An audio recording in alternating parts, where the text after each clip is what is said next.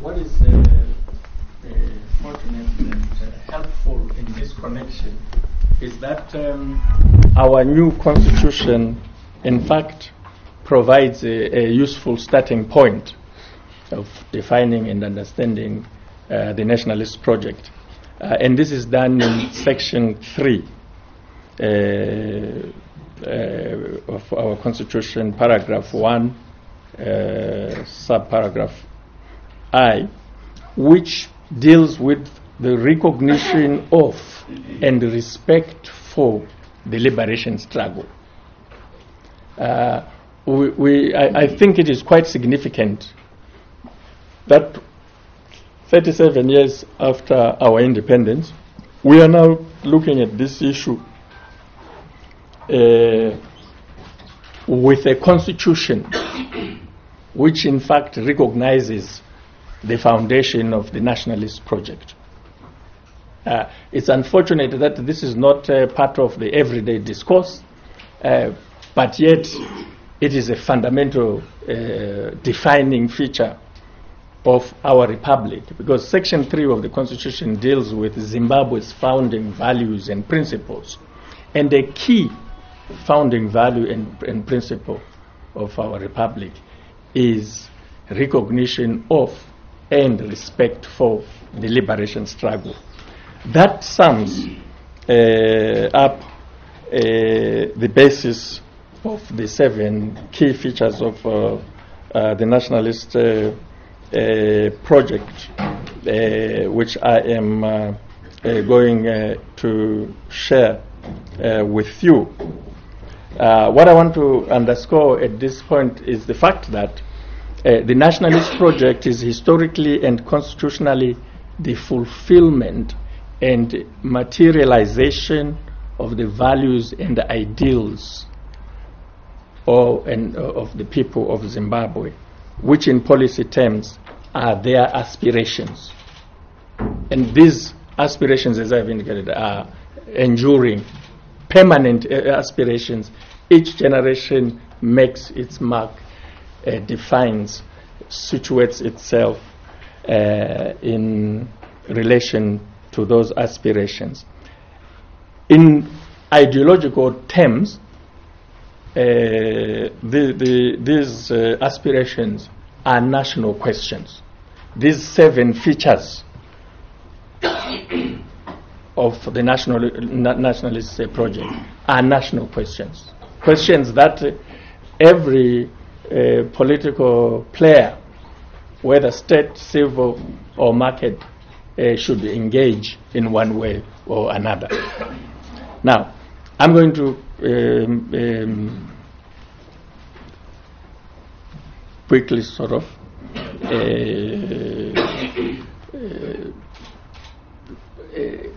expose these, outline them, and with a view just to indicate why each one is important, and I'm sure that should give rise to a discussion and debate if there are matters arising therefrom. Now, the first and most fundamental people's aspiration or a key feature of the nationalist project is national unity. The question of national unity, the unity of the people of Zimbabwe. This is an aspiration that was important during the liberation struggle, bringing the liberation forces together, and after independence. And I should mention that we do have also an advantage to look at this question now, because our new constitution has given expression to this aspiration by declaring that Zimbabwe is to be a unitary state, democratic and sovereign republic, which in nationalist terms is a developmental state. the question of national unity is very important because it is about cultivating among Zimbabweans a sense of common belonging, that we have a shared heritage and a common destiny as the people of Zimbabwe. This is very important because, as I said, these features are permanent, they are enduring. It remains to be asked whether 37 years after independence we have succeeded in developing a common, an understanding of a common heritage and a common sense of belonging as Zimbabweans. We've had quite a number of experiences which have challenged this notion. It can be argued that one of the weaknesses of our state politics is that, in fact, Zimbabweans don't express themselves, especially those who have organized their concerns into political action, either as political parties or civil society organizations and so forth. You find that some people are talking about the new Zimbabwe and some refusing to find their own values and concerns within a common platform. What I think is very important about this is that we need to find a lasting model or system for consolidating the people's power. People's power is consolidated through a kind of a shared existence, or one that produces a common purpose. Second is the economic question about the wealth of the nation. I think as far as this question is concerned, most people will agree that the state exists to create an enabling environment for the creation of the wealth of the nation.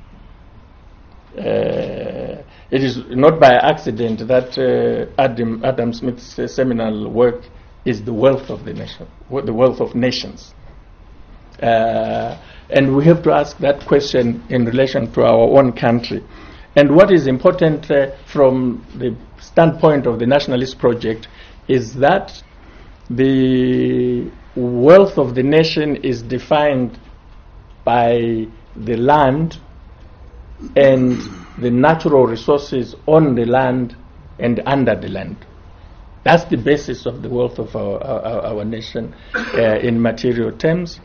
Otherwise, the person and the individual, the people, become the critical parts of that relationship. And what is significant is the fact that our land and our natural resources were stolen, if you want, but certainly dispossessed from our indigenous ancestors, and that the dispossession agenda has been a continuous process of dispossessing the people of the resources, even within the context of our independence. We continue to lose our resources, especially those that are under the land, and even some that are on the land. Now, the nationalist mantra that land is the economy and the economy is land is a fundamental and perennial aspiration of the people in relation to this question, the economic question. And from where I sit, quite a lot has been done to address this question, although still a lot more remains to be done. Just to give you an indication that is very important in my view, and one which also indicates the kind of grounded politics that we have. 1.8 million households in this country depend on land. Their food security depends on land.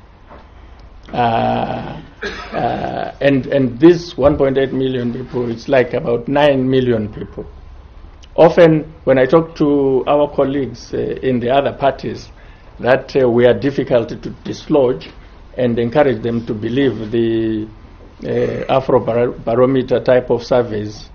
They say, no, you know, look, how can anyone support you given this kind of state of the economy and so forth? And we tell them it's because we are actually organically linked with these 1.8 million households.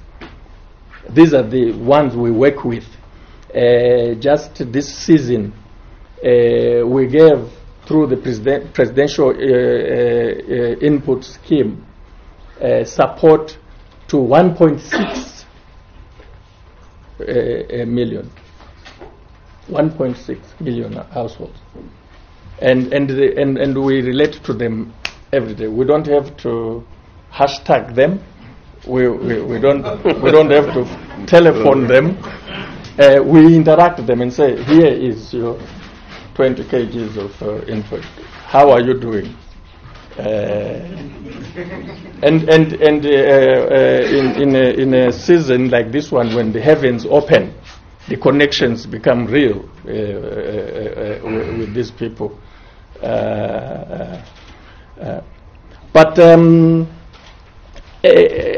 what is important to emphasize in this regard is the fact that the historic land reform that speaks to this economic question in terms of an enduring permanent interest has now been enshrined under Chapter 16 of the new Constitution.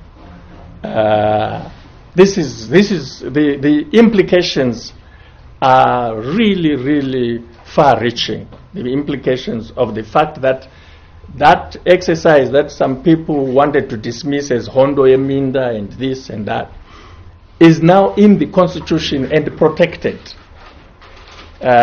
So a key feature of the nationalist project has found constitutional expression. And in terms of this economic question, it's only one piece that is remaining, and that is the indigenization piece. Then the third one is the equality question, which was a key grievance of the nationalist movement in general, but especially for race, gender, and even age groups, the youth.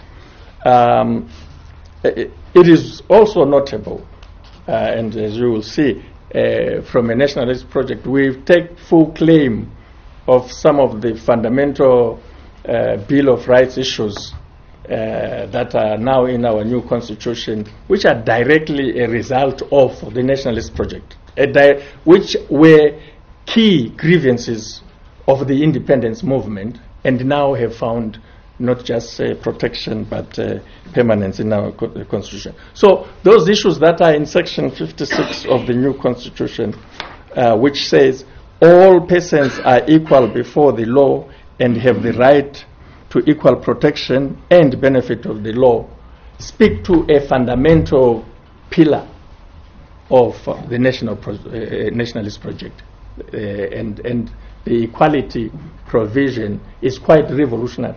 The implications will become clear in the fullness of time.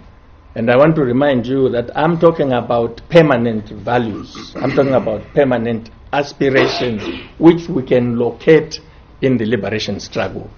What the liberation struggle was fought for, the values and ideals of the liberation struggle. Fourth is the democracy question, which is based on the principle that those who govern must have the consent of those whom they govern. Central to this question is the issue about the means for getting into power or for getting power. A very big problem that we see in our country, have seen in other countries that were a product of the liberation movement, have to do with this question, the democracy question. There are some in our country who think that democracy became a major state issue in 2000. and who think that they are fighting a new liberation war because they are talking about democracy and so forth. But this is not historically correct, because the liberation struggle was a struggle for democracy. It was about democracy. Those who participated in it or who are now reading about it will be familiar or will encounter the term NIBMA. NIBMA. No independence before majority rule. This was a clarion call of the nationalist movement. And in essence, this demand, the NIBMA demand, was about the right to vote, which is now, for the first time since independence, it's now enshrined under Section 67(3) of our Constitution. For the first time. It was not in the Lancaster Constitution. And I can see some people now think they can use it and pursue some class action, this and that. But of course, it's a right to vote that is justiciable, but in relation to other rights that are in the Constitution. This is a major achievement of the nationalist project. This is a foundation, a pillar of that project. Fifth is the question of order and stability. The nationalist project in Zimbabwe has not escaped the post-colonial challenge of order and stability arising from a range of sources, including destabilization by our erstwhile colonizers, but also from ethnic strife and other political divisions. Zimbabwe went through ethnic strife in the first 7 years of its independence, or during the Gukurahundi period. This was resolved under the Unity Accord, whose values and ideals are today under threat in very serious ways, and with quite a lot of implications on the nationalist project in terms of what needs to be done to certainly avoid divisions, strife, but maintain order and stability, which is a major feature of our country, especially since 1987. There are people who want to engage in this debate as to whether we're a fragile state or not, but fragile states are not stable. They don't have order.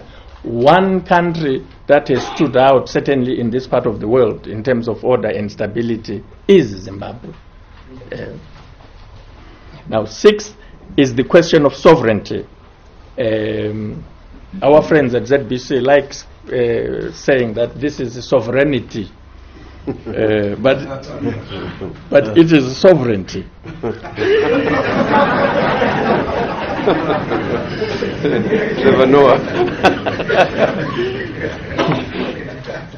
And this is about Zimbabwe's right to make its own domestic and foreign policies in accordance with its obligations, responsibilities, and the discharge of the power of the people.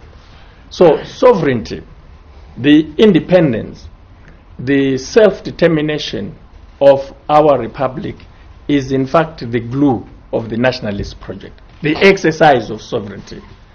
It is amazing to me that we have people who actually have problems with this, and yet they want to be part of the state. They want to be part of the decision-making class of the state. Well, what is fundamental in the making of decisions of the state, whether it's about domestic policy or foreign policy, is sovereignty.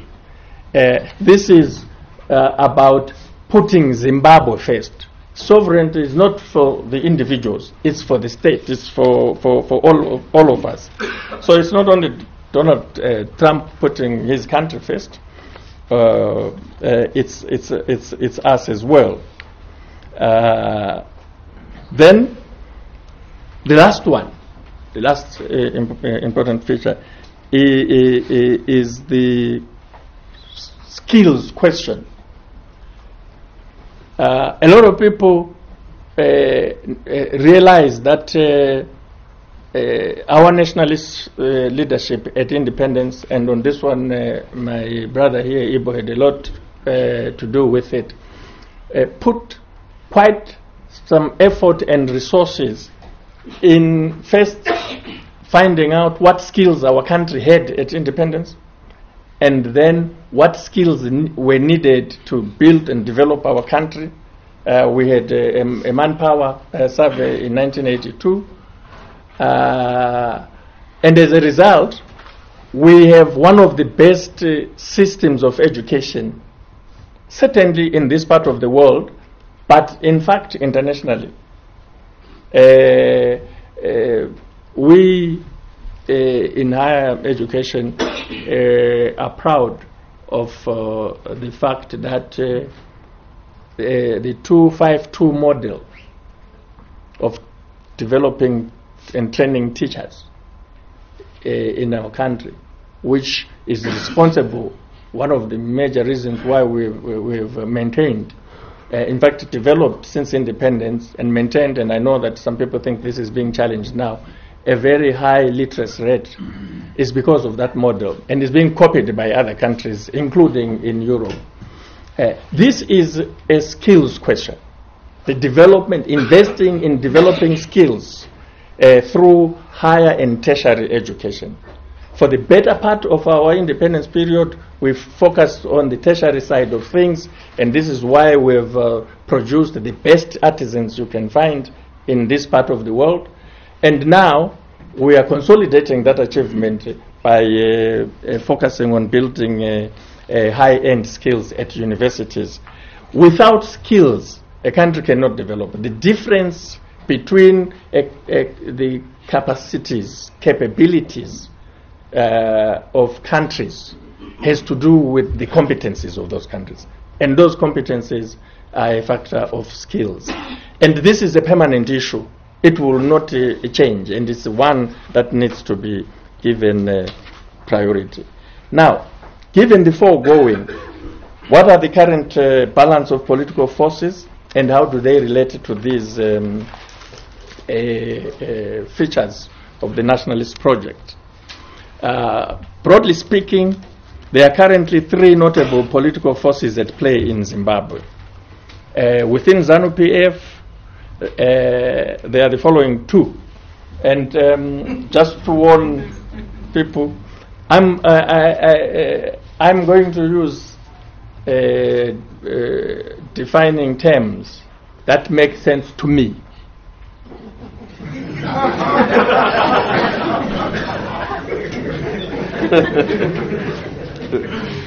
So there are two within ZANU-PF.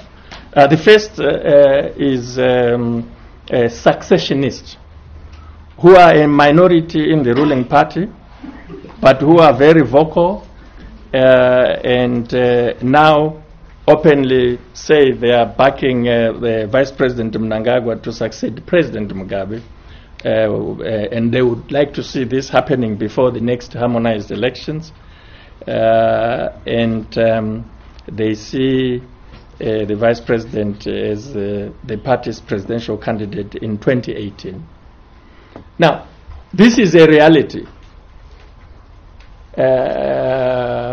Everybody is writing about it, everybody is talking about it, but most people, and certainly in the ruling party, do so through whispers. They are not, they are not openly talking about what is in fact openly happening.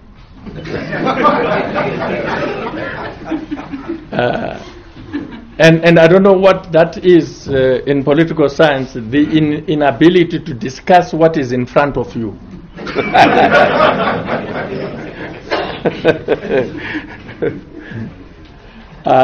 Then there is another force which I have described or called the loyalist.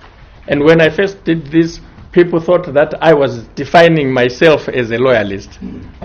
Well, this is the poverty of public discourse in Zimbabwe. You know, that when you use a term and it's a very good term, your detractors start getting worried and say, but you are not a loyalist yourself. And they remind you of your history and so forth.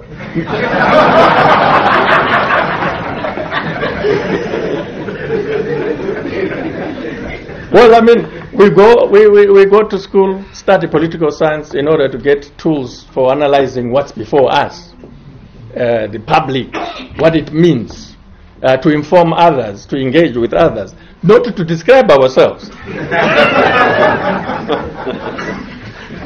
Now, the loyalists, in my view, are the silent majority in the party who support President Mugabe to serve his full term and to be the party's candidate in the forthcoming elections in accordance with the party's constitution.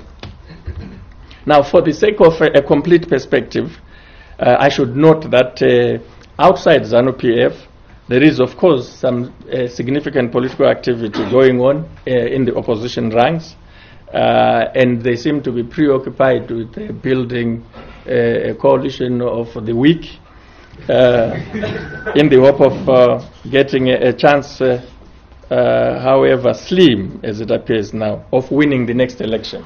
This is very important. The opposition seems to be concerned that it has not succeeded to win an election for the presidency in particular. And there are all sorts of reasons they give.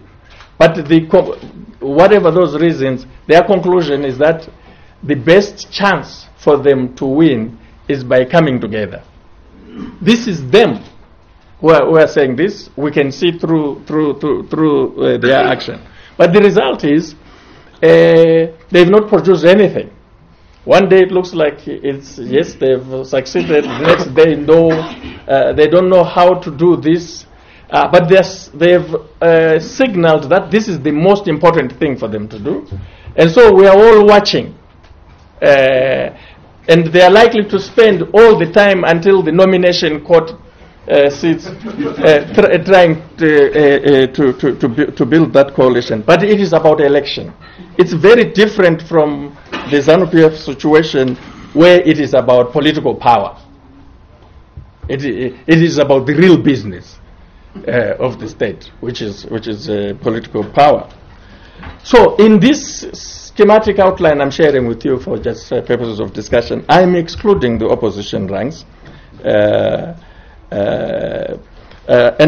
I'm doing so because I'm persuaded by the various narratives out there, including surveys, which indicate that the opposition is not going to do well in 2018.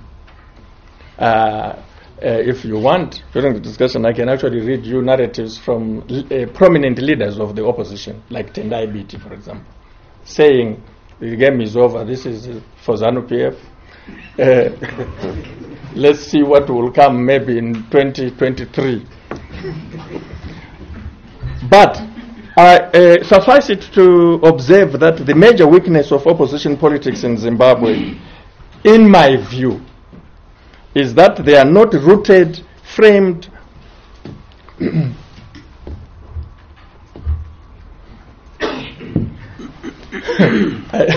I spoke of the opposition and I almost lost my voice.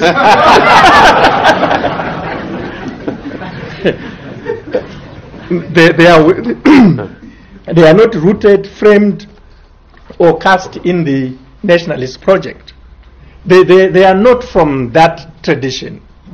In fact, they do a lot to distance themselves from the nationalist project, to come up with notions of a new Zimbabwe, a different Zimbabwe, which is not rooted in the nationalist project. In my view, that is a fatal weakness because the majority of Zimbabweans are historically, culturally, traditionally, sociologically, spiritually, politically, and indeed existentially rooted in the nationalist project. They are a project, they are a product of that project.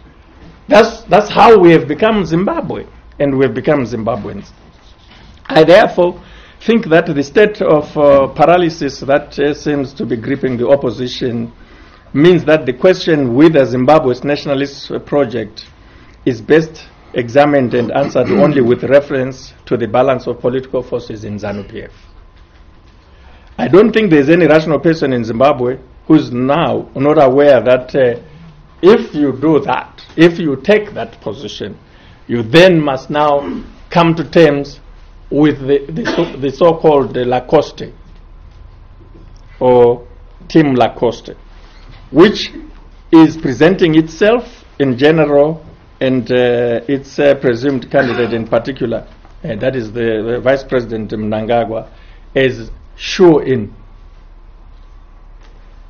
If you read things, talk to people, look at their behavior, the message is the balance of forces have shifted.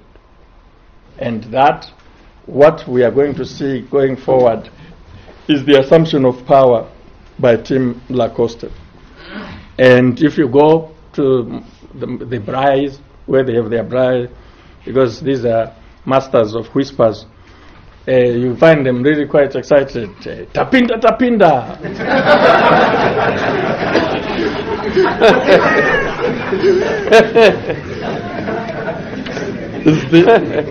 is the new song, and the refrain when you start developing an interest with, oh, tapinda, tapinda, what are they talking about? Then they say mdara chauya.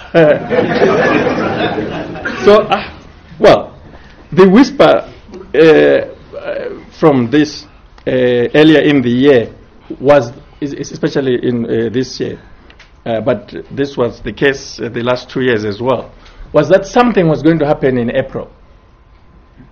If you were listening to the whispers, what was going to happen, or what that something was, of course, remained a mystery. But in March, something started happening. The heat was turned on the ZANU-PF National Commissar, Comrade Xavier Kasukuwere, who faced dubious votes of no confidence under the absurd claims that he had set up parallel structures to topple the president. But this was real, and it was pushed with vigor and with seriousness that caused certainly observers and even members of the party to believe that something was happening, and that this is going to trigger that something. This was the trigger point. It was supposed to happen in a matter of days, but it became prolonged. It took 8 weeks, 2 months, and as it developed, it assumed what the whisper started saying or describing as the momentum. In fact, as we sit here, we are somewhere along the momentum, the build-up, the surge. And the question is, towards what? Because a momentum, a build-up, or a surge must lead to something. And this question, towards what, is one to interrogate. But in any event, it is important to assess the so-called Team Lacoste and its candidate against the 7 features of the nationalist project outlined in this discussion. This we cannot afford not to do. Because it's in front of you. So you must ask the question, this thing in front of me, how does it measure up against these 7 features of the nationalist project? It's very important for those of us, certainly, who are in the broad movement, not only just members of ZANU-PF, but others, such as my brothers seated on my right. So, on the national question, it is a matter of public record that the so-called Team Lacoste defines power as chinu chedu. Because the team and its leader, in my assessment, have no sense or regard for the importance of collective belonging, or having a view of national unity, which is inclusive, which is fundamental to the nationalist project. Was fundamental before independence, remains fundamental today. But if people start saying, no, ndeche luich, it's ours. Who are you? You were not there. Well, how can the people who were born in 1982 and are 37 years old now, how could they have been there? But they are 37 years. And that means collectively as a group, they are 3 years away from qualifying to run for the presidency. But the age of majority is 18. And they can contest for any office other than the presidency. So when people start having the kind of politics which excludes others on the basis that they were not there, when in fact they physically could not have been there, and then you construct a political narrative on that basis, you create a problem, and that is antithesis to the nationalist project. That's not what the nationalist project was. On the economic question, it is again now in the public domain that the so-called Tim Lacoste is about command economics, command politics, command ideology, and command everything. I think there was something very important to be said about command agriculture, which is meaningful, because it was intended as a maize import substitution program. But the extension of that logic to everything, to framing everything, even before we have taken stock of the command agriculture or the maize import substitution program, is amazing and, in my view, misplaced. This command framing business is as revealing as it is dangerous, but it is contrary to the values and logic of the nationalist project, because it sought to empower the people. It sought to empower the communities, not to command them, but to free their spirit, to unleash their energies so that they can contribute to the building of an independent Zimbabwe. Then on the equality question, and again based on what is in the public domain, it is clear that Tim Lacoste and its leader are far removed from the nationalist project. Instead of espousing the fundamental nationalist value, which is now enshrined in Section 56 of the Constitution, that all persons are equal before the law and have the right to equal protection and benefit of the law, this team has declared itself to be Zimbabwe's stockholders. Not even stakeholders, but stockholders. Under a template of entitlement that is not only against the aspirations of the nationalist project, but also unconstitutional.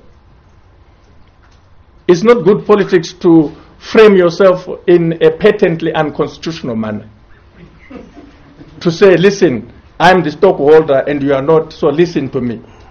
Well, how do you deal with Section 56 of the Constitution, which says everybody has a right to equal protection and benefit, equal protection of the law and benefit? Because you've already said, no, but now it's us first. Well, the nationalist project says Zimbabwe first, and therefore Zimbabweans. So people should be, you should even be afraid, and if you don't fear anyone, you should be ashamed to take the position that I am a stockholder and you are not. It's bad politics. On the democracy question, and again based on the information now in the public domain, the so-called Tim Lacoste has used its entitlement ideology to misinterpret the appointment of its leader as vice president to mean his anointment for the presidency, and which presidency should be handed over to him as a matter of entitlement outside an election. To say, they say in their whisper things, and they are now all over the social media with this, pass the baton. And they're saying this to the president. Pass the baton. What baton is this? It's not a relay. It's a democracy. It's a constitutional democracy. And it is a constitutional democracy. And this comes not because of anyone who is wise out there, and certainly not because of me. It's in our constitution. The constitutional democracy is in the constitution of Zimbabwe, and no one should claim proprietary rights over that.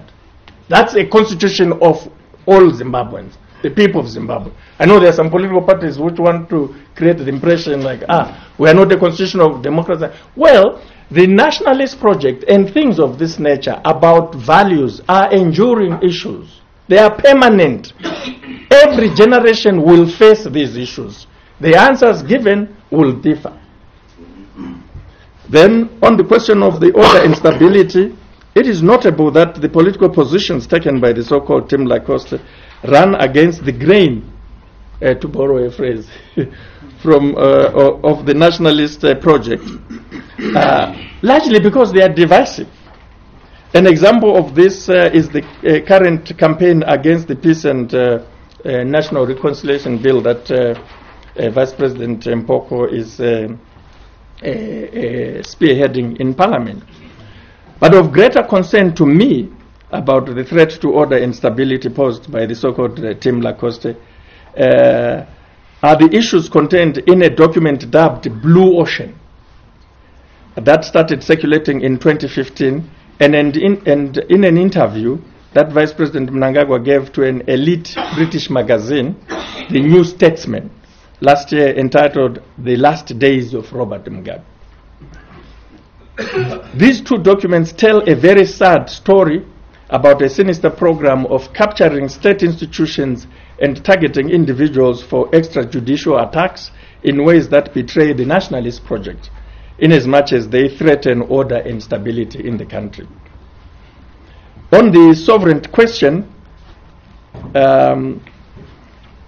Team Lacoste is working harder to win the support and endorsement of foreigners than to win the hearts and minds of Zimbabweans. So we hear very loud whispers within successionist circles that Zimbabwe needs British support, and that Britain is going to be very significant in the so-called transition, and that such schemes as the Lima Debt Initiative are to assist that process, and that Zimbabwe needs a deng. Is Chinese, not a Zimbabwean, or a Kagame. They say, Zimbabwe needs a Kagame, a strong man like Kagame. Well, maybe Team Lacoste need a person like Kagame, but the Zimbabweans don't. Zimbabweans, no. How about saying they need somebody like a Mugabe, a Joshua Nkomo, a Simon Muzenda, or a Herbert Stepo? Why do we need a Kagame? Why do we need a strong man? Why don't we get a leader who is produced by the people through the democratic process?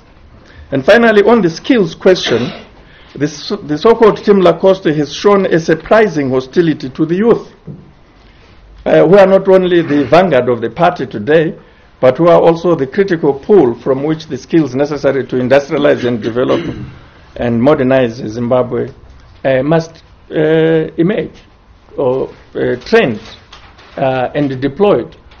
There is now an instinctive hatred of the youth.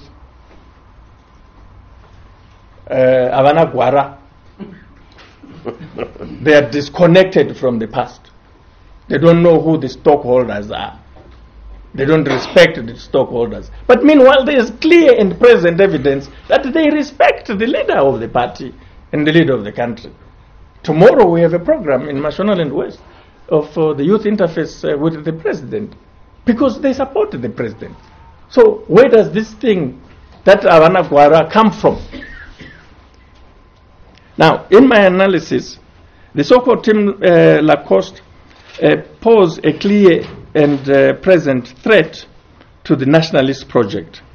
The threat is dangerous, not least because it comes at a time not only when the centerpieces of the nationalist project, as I've indicated, have found expression in our new constitution, but also on the eve of the 2018 elections. It is important that the 2018 elections are used to consolidate the gains and the legacy of the nationalist project, those 7 enduring values. Now, to conclude this presentation, going forward, what are the issues arising from this discussion? For me, I think there are 5 issues that arise from this, and I want to share them with you to conclude my intervention. First, I think the time has come for the silent majority in the nationalist movement to stand up and be counted in defense of the nationalist project. I think that it's not right for people to be quiet when there are things in front of them, when they can see what is happening, when they actually talk about it in their bedrooms, when they talk about it in and everywhere, except where it matters most.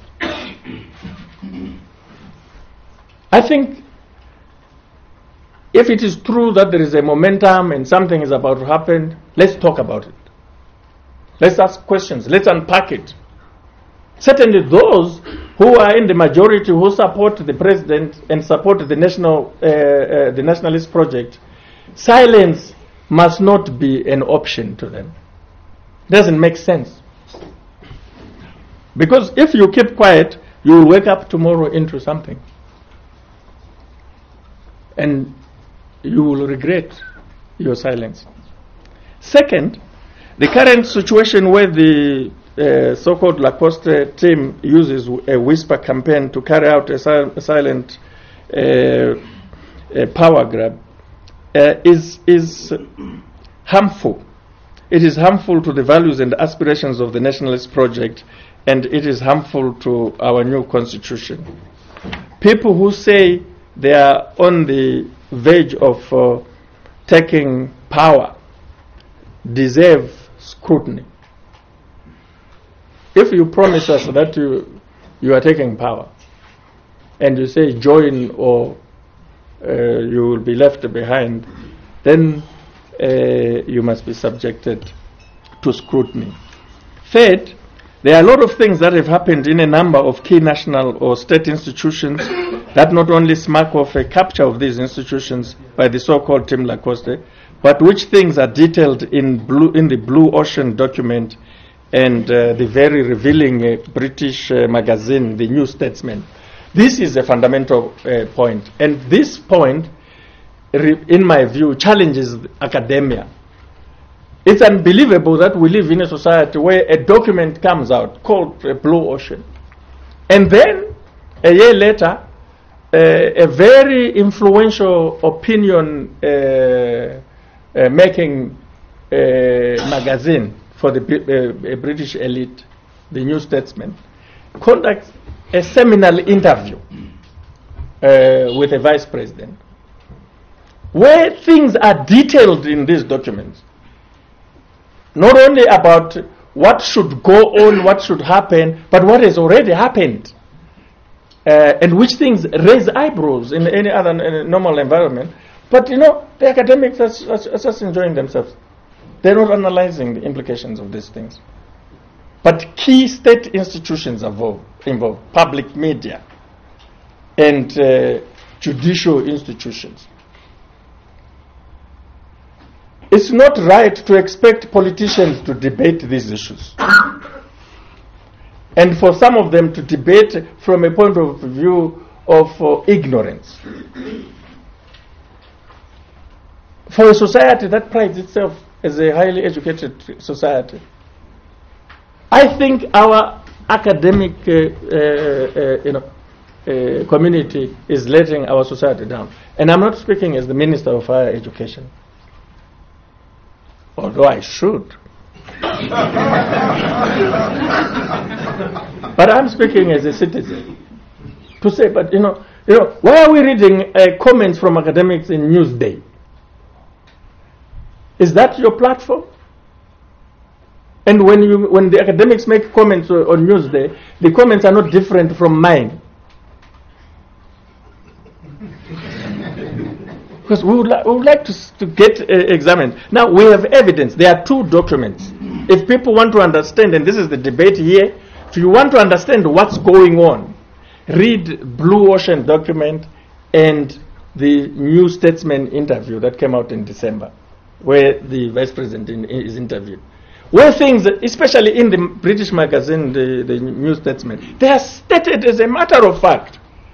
And they have been in the public domain for over half a year without anyone publicly denying the contents thereof.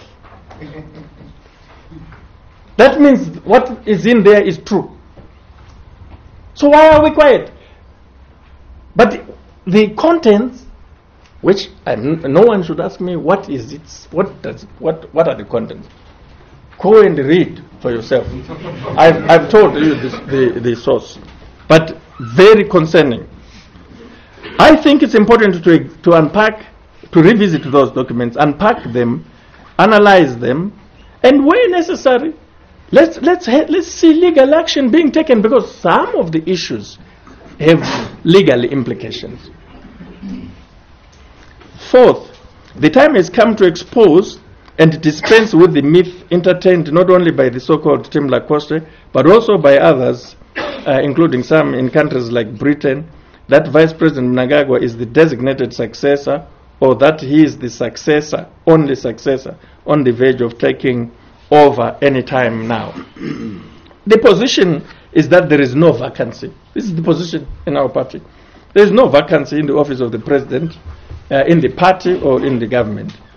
And where there is no vacancy, any talk or activity of succession, such as contained in the Blue Ocean document and in the New Statesman interview, is by definition subversive.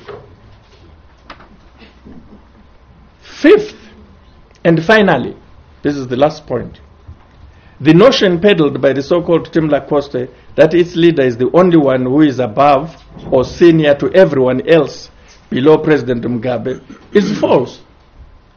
I don't know why we have not told them that Murugunyepa. But they've been whispering, and other people being silent, living. But it is false. And that falsehood should now be engaged and stated. There are others that are senior to the leader of the so-called Team Lacoste in the party. One of them, and I give this by way of an example, but an important example in my view, is Dr. Sekeramayi. He is senior. And this example is an interesting one, because, you know, Dr. Sekeramayi's loyalty to the President Mugabe, to the party, to the country, is beyond question. And so are his liberation credentials, beyond question.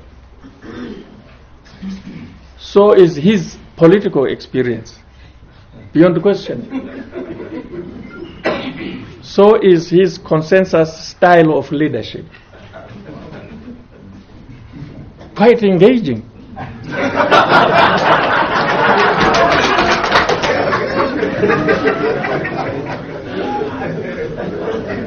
So is his stature unquestionable. So is his commitment to the nationalist project. And above all, in my estimation, his humility. His humility. He's not arrogant. He doesn't say, "Ndezwe duis" or "Chinche duis." He's accommodating. He's a true nationalist in the vein we have seen them from the tradition of President Mugabe, the late Vice President Nkomo, the late Vice President Simon Muzenda, the late Vice President Musika, the late Vice President John Nkomo. You don't say Agavanegupi with. You can tell Agavanegupi through the engagement. Grounded. And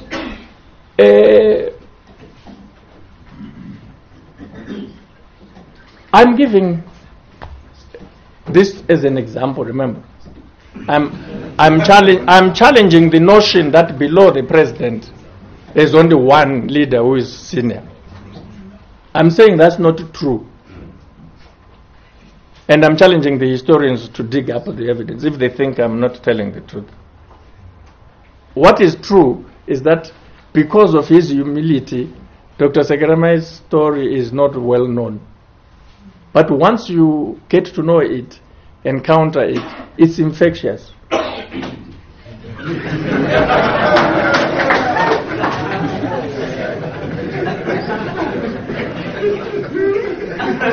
But so that you don't misunderstand me, there are others. Even Vice President Mpoko is actually senior. But you won't know if you live in a society that doesn't value information, which is driven by propaganda. But he is. Check the record. Anyway, so with the Zimbabwe's nationalist project, well, it is facing formidable threats, but it has also excellent opportunities on the ground. As we move towards 2018, I expect to see the balance of forces radically shifting towards and in favor of the nationalist project. I thank you.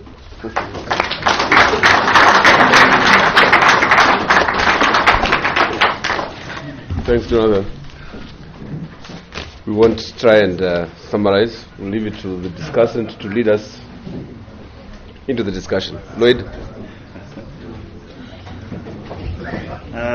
You'll agree with me, Chair, that it's a very tall order after that very comprehensive overview of the nationalist project. I think Professor Moyo has done justice to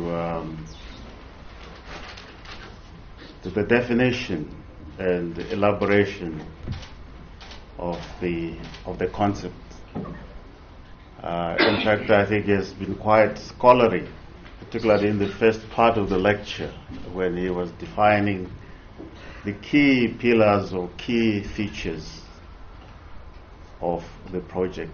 The second half of the presentation, of course, was a critique of his sparring partners within the party.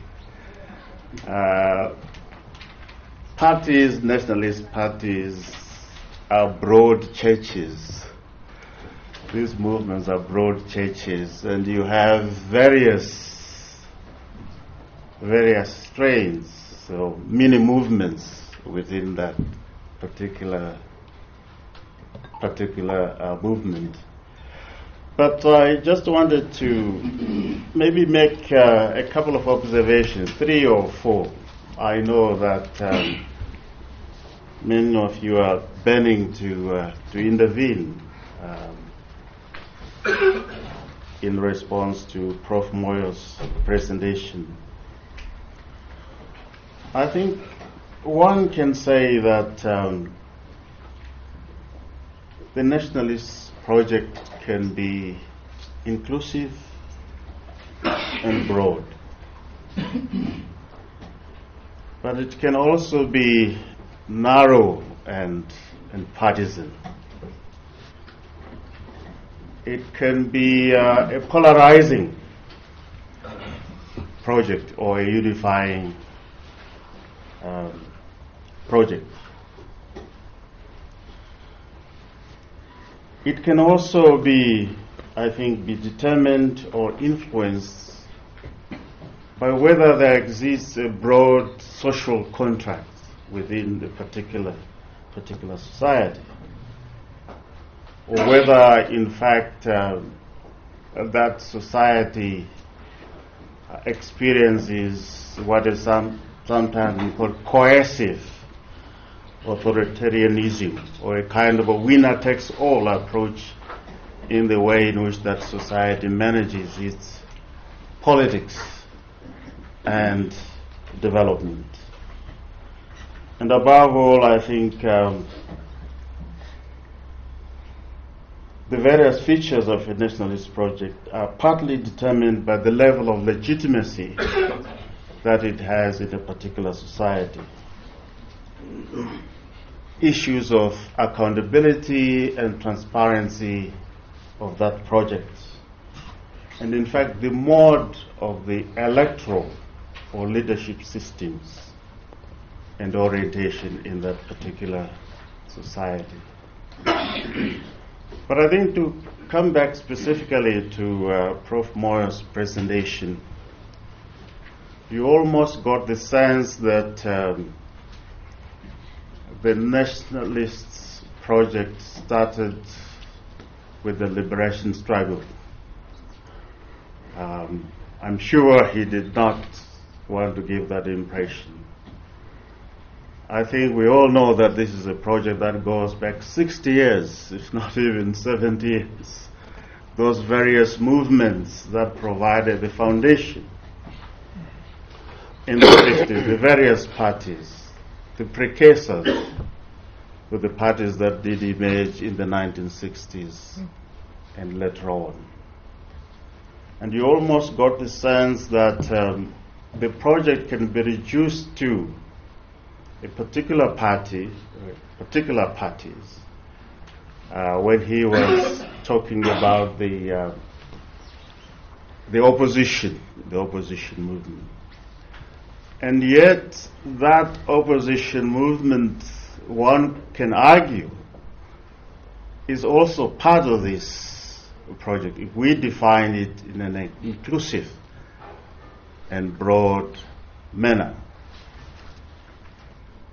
If we define the nationalist project following Prof. Moyo, using the Constitution, the various principles and national values in that Constitution, I think these values, various provisions in our Constitution, were the product of some kind of consensus between the ruling party and the opposition parties in this country. So, in other words, the Constitution that we have is the product of a consensus reached after protracted discussions in the wider society. In fact, it was very protracted because the process began in 1999 and was only concluded in 2013. But just to pick up, in the last remaining minutes that I have, just to notice, just to make the point that Prof. Moyo has been very, I think, consistent about what he terms the need to look at the dialectics between national unity and democracy. And his chapter in this book certainly does do that. But I just want to quote, and I think that complements your presentation, Prof. Moyo, when you refer to, when you say that, and I'm not quoting you out of context because it's from the chapter itself here, where you say democracy is a much more important human ideal to strive for than national unity. The latter is not a human ideal. It is a matter of political expedience in the struggle for political power. But lest you say, maybe I've plucked it out of context, you also make the observation that the substantive meaning of national unity within the context of the liberation struggle in Zimbabwe should be seen against the background of the quest for democracy. And finally, you say national unity must be a dialectical result of competing parties under common broad-based democratic constitutional rules.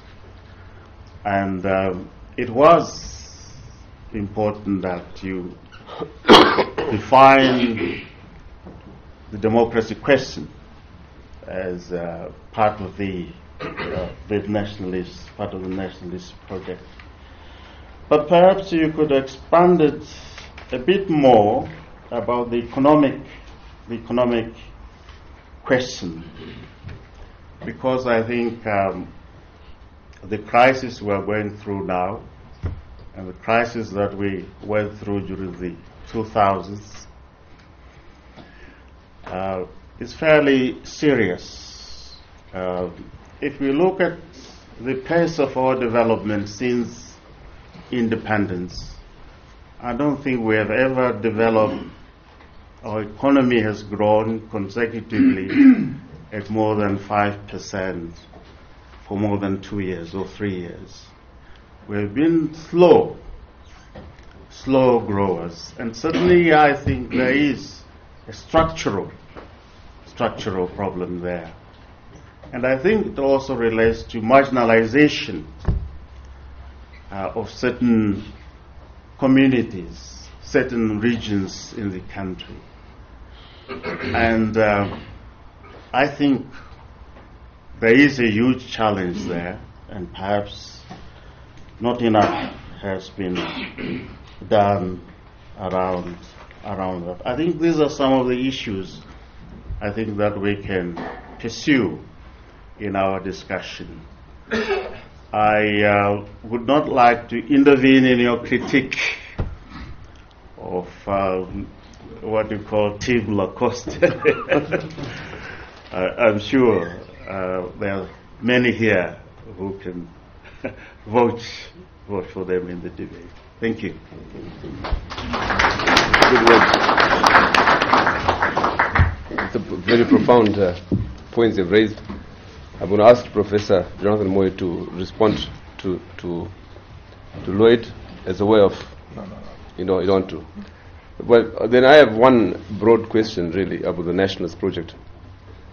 Whether it is not evident that there is a major, whether it's not locked up in a historical bind, if you take it from the point of view of the experience of post-colonial Africa as a whole, in their apparent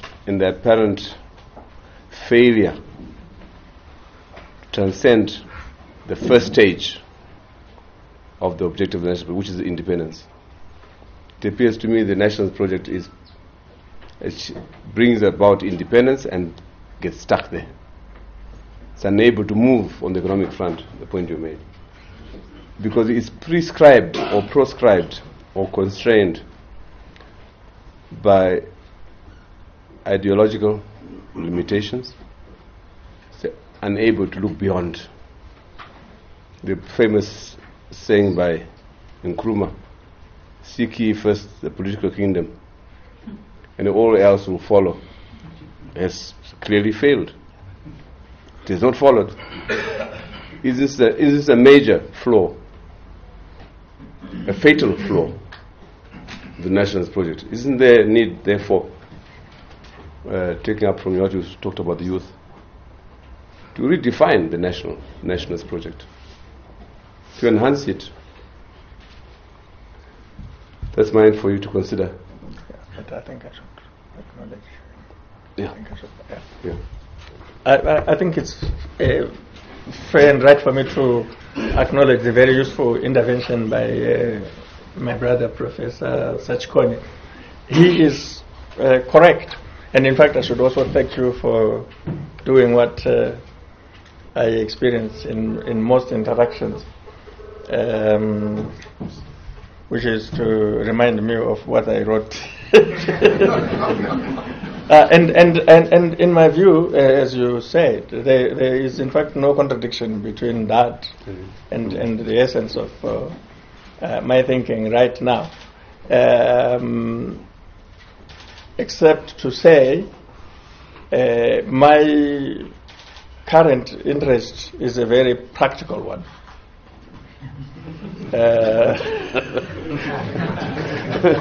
You know about practical politics. I did not say, and I don't believe, that there is a normative model of the nationalist project that we should be following. I said the nationalist project defines who we are as, broadly speaking, Africans, but in particular Zimbabweans, who have a background of the liberation struggle, which struggle had values and ideals, and which values and ideals defined the nationalist project. And I did not and do not see it as a post-independence phenomenon. I see it as grounded in our liberation struggle. And our liberation struggle starts with the early nationalism, but even that early nationalism must contend with the first Chimurenga, when we begin as a people to react to colonialism. I see every generation having a responsibility of defining, but always guided by these values. I can understand a critique that says it seems to have stopped in 1980. But there is evidence that a number of things that have happened since 1980, notably the land reform program, addresses a fundamental value and ideal of the nationalist movement. And yes, I agree with Professor Sachikonya that the Constitution, which is... Sorry? You don't want to? You worked for your professorship. That the Constitution was a consensus.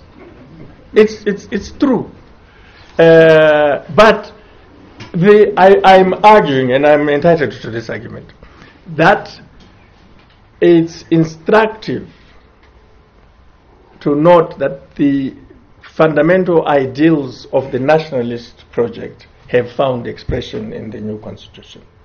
And this is important, and I'm inviting some discourse, some research, some work on that, because what has happened over the years or in recent years is that those who are seen to be part of the nationalist movement in the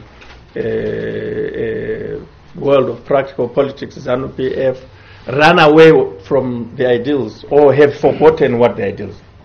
A lot of other intervening factors have happened. But yet, this is what really defines us. And one would expect that there are political parties that develop because they think one or more of these values have not been fulfilled, or they want to give content and meaning to them. And I think that is okay. But I just wanted to acknowledge the contribution as informing and very useful. Thank you. Vincent Sewa. Thank you very much.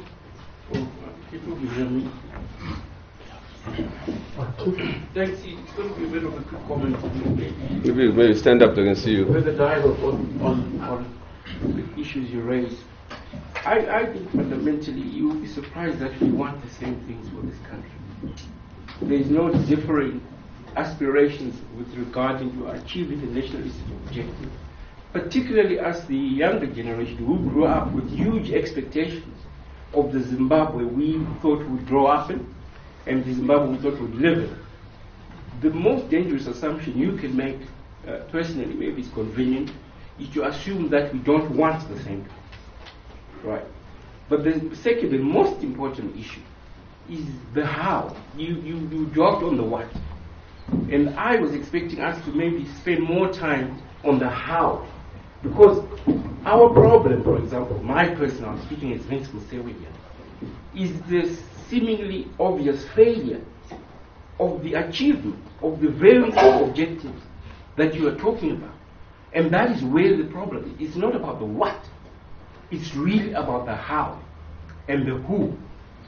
And until we resolve that, particularly as a means of progress for a country, we will continue to have this disconnect between what those who are in power might think those who are out of power want, without actually appreciating that there is no question about sovereignty, as you mentioned. There's no questions about unity. Actually, I would call it inclusiveness. There is no question about the issue of economic development and social inclusiveness. There's no question about that. The issue, even to this day, is the how and the who. And this is where some of us are beginning to intervene, to say, no, we think it can be done better like this, like that, and like this. And that is where I would find more, more interest in actually, having a deeper conversation. Thanks, Vincent. Is that hand there? A microphone here? Just yes, yeah. Zamchia. Not in Dao, please. English. I thought the Constitution recognized so maybe the cultural issues are also part of the nationalism. Well, I just want to say thank you for the presentation.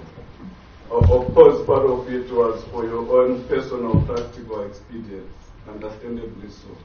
But the import and the value out of it is how you managed to bring me the issue of stability and democracy as both important values.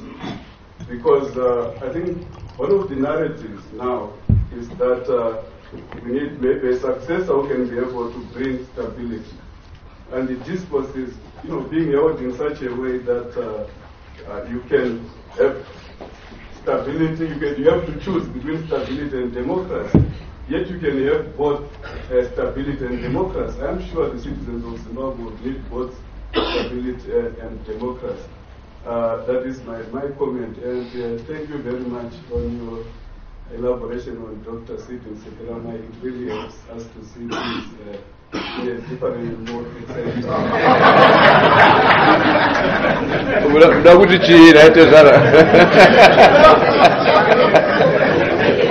Microphone at the back there, please. Identify yourself, please.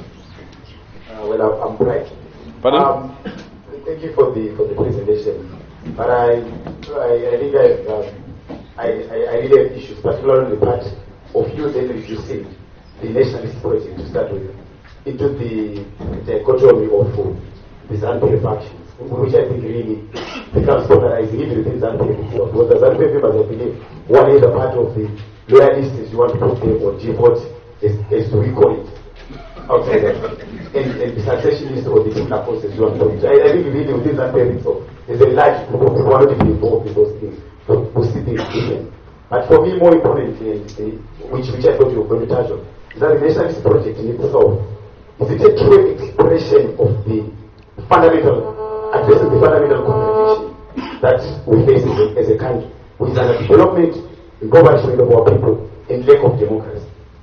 Does the nationalist project, in the way that you put it, really address those fundamental contradictions? For me, I think there are other big issues that I would have loved to hear from you.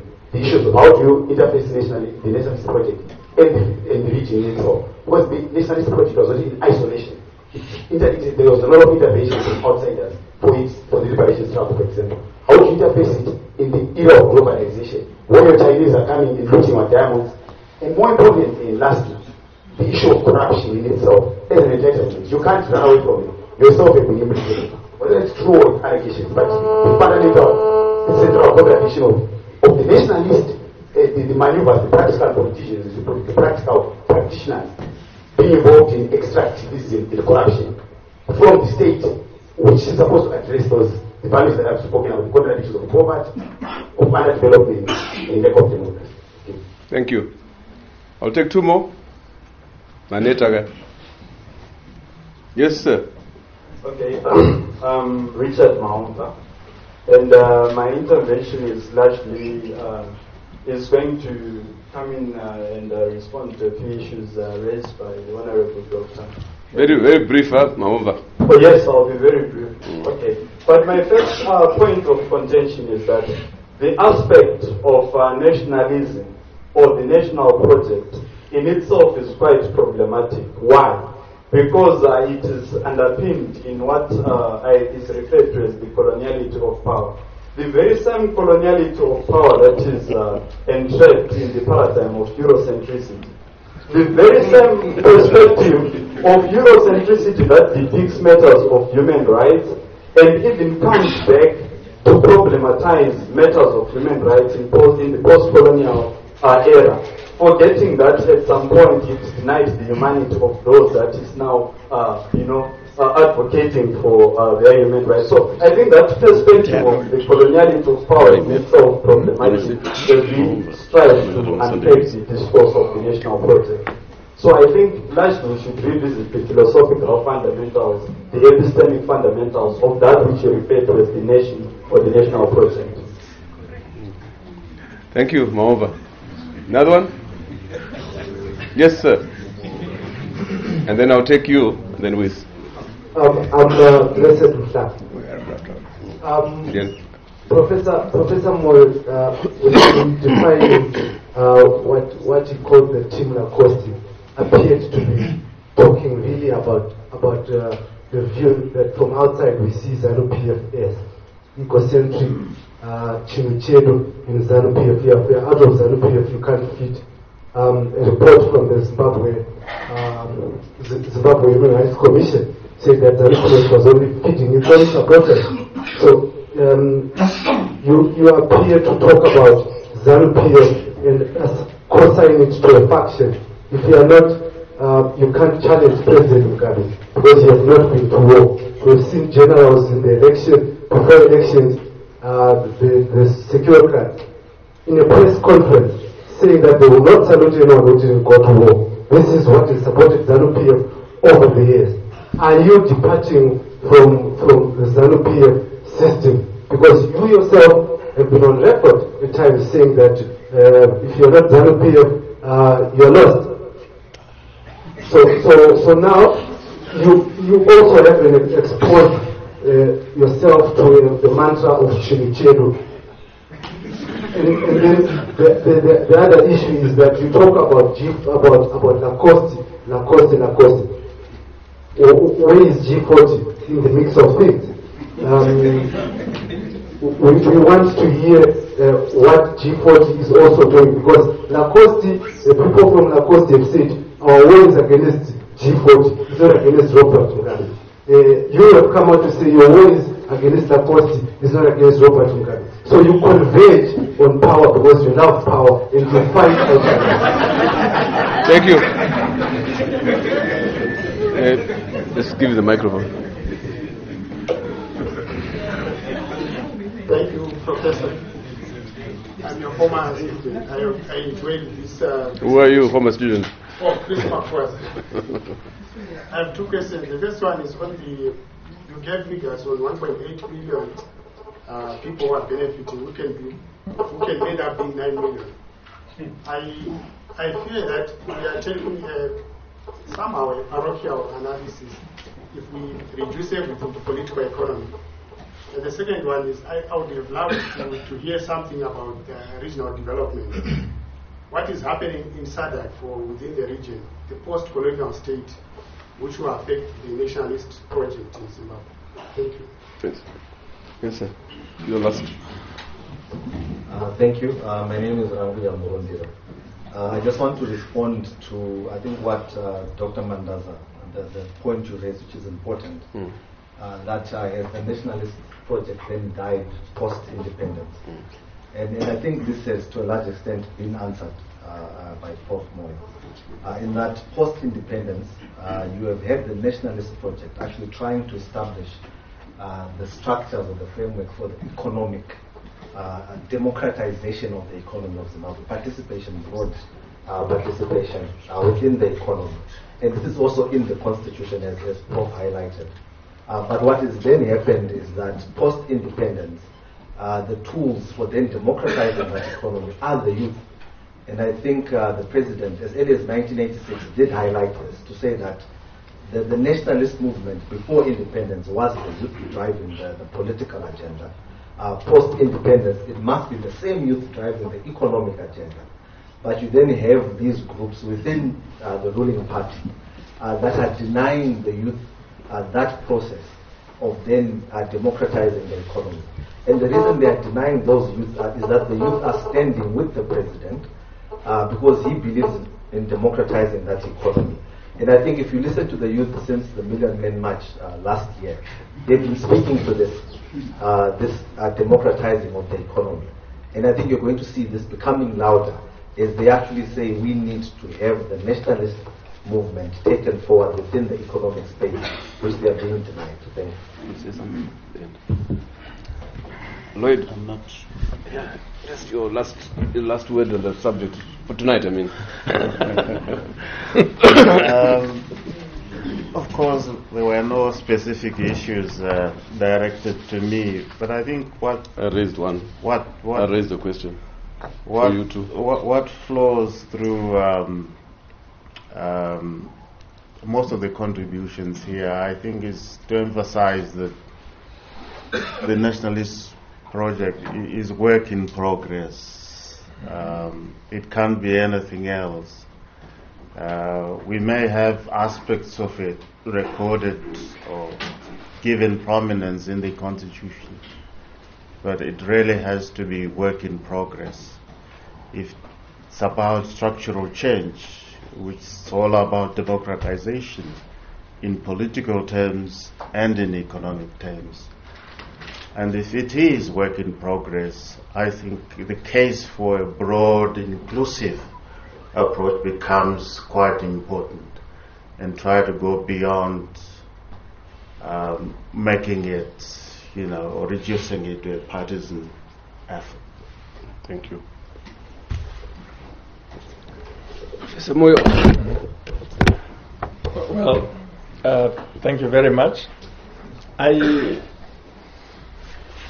think that in discussions of this nature,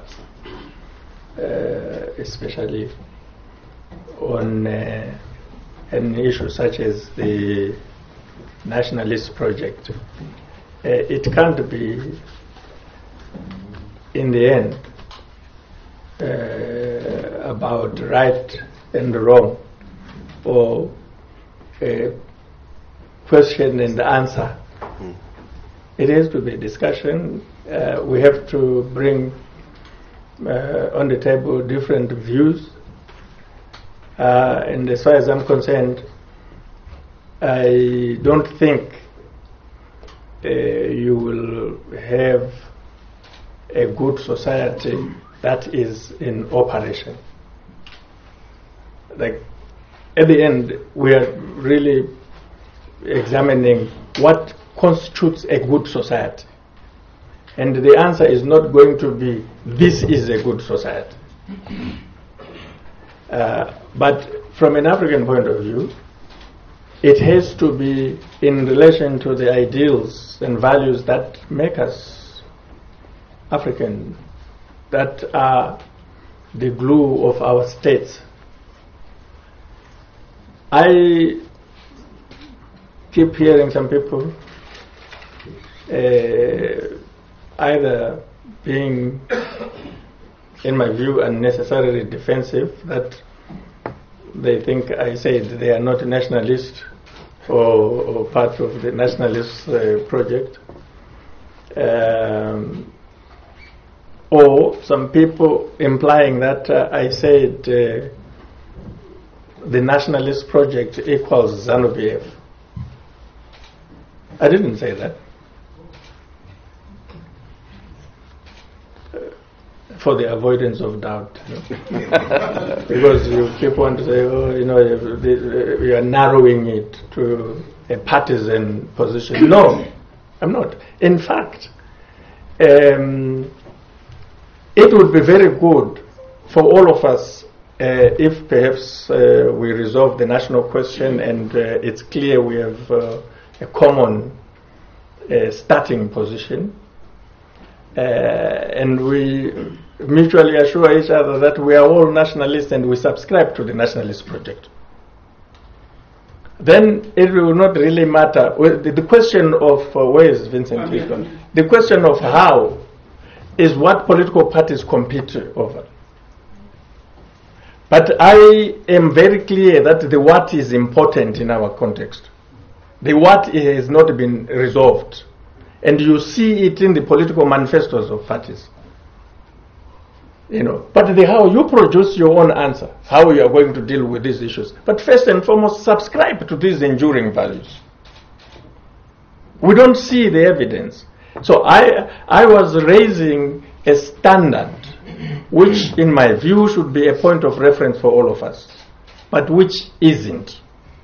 I don't want to start getting into party politics because that is for a different forum. But we will all sleep well if we thought we subscribe to these values, so let the one with the best program win. So no one will cut other people's throats the day after. They will attend to the business. But that's not what we have. You know, and this business of saying Chinichedu mentality is ZANU-PF mentality. No, it's not. It's a factionalist mentality. ZANU-PF,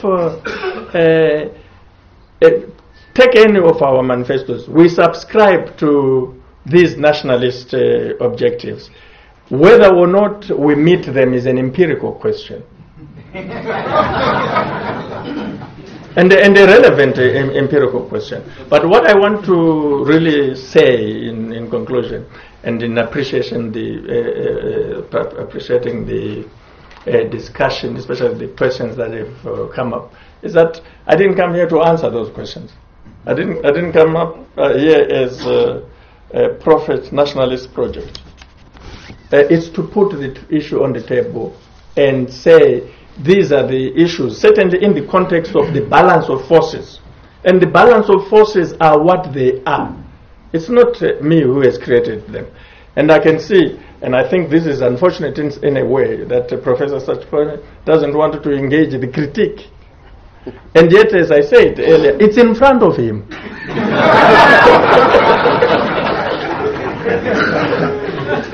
So I thought by addressing it, I was freeing colleagues here so that they can engage on a matter that definitely is going to determine who is in government tomorrow. And if you have concerns about discussing that, then, you know, you might face issues that are uncomfortable tomorrow.